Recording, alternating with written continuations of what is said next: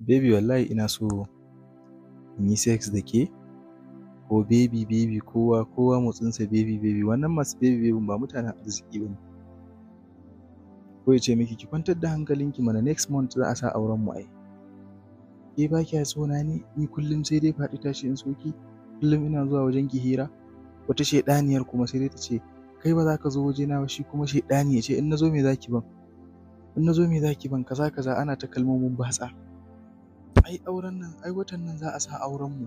Ai kar ki damu, wasu 'yan kuɗaɗe nake jira. Ai wani kawunmu ne ya tafi Maraɗi, zai je ya zo kaza. Duk wanda kika ji ya fara furta miki irin waɗannan kalmomi, to ki san dama an zo ƙarshen ki in baki sani ba. Wallahi in kika yi wasa, wani ɗan iskan in yayi kwance ya zo ya gama yin duk abin da zai yi da ke, domin ba ku da hankali yawancin ku. Me yasa nace ba ku da hankali 'yan matan nan shine, shi fa namiji ɗan iska sai ya ga dama yake yin wannan iskancin. Misali, mutum ne kuka haɗu da shi, kuna magana kuna waya, tun daga farkon maganganunsa kin fara ganin eros, ba za ki janye ki rabu da shi ba. In mutum ya zo zai kama ɗan yatsanki, ya kama hijabinki, ya ja riganki, abinda a gidanku 'yar uwarki mace wacce kuke uwa ɗaya ma bata miki shi, amma shi haɗuwan kan layi zai zo ya miki, kuma baki gane ɗan iska bane.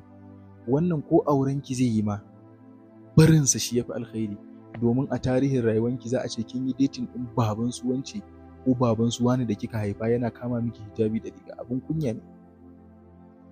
Wannan fa shine abin da ke wakana.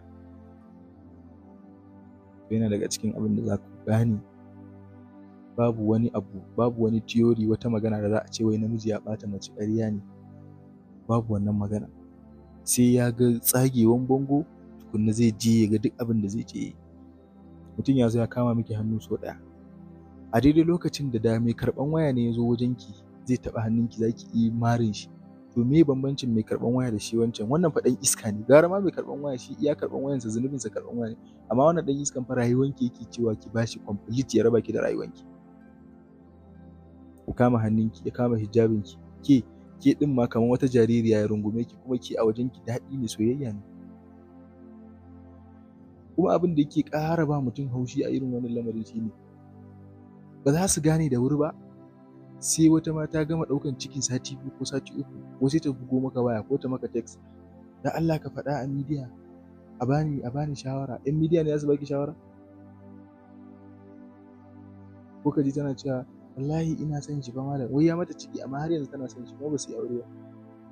Babu wani asiri, babu wani wannan. Ku je in dai maza ne ba, ki je za ki ga su waye su maza. Ku je.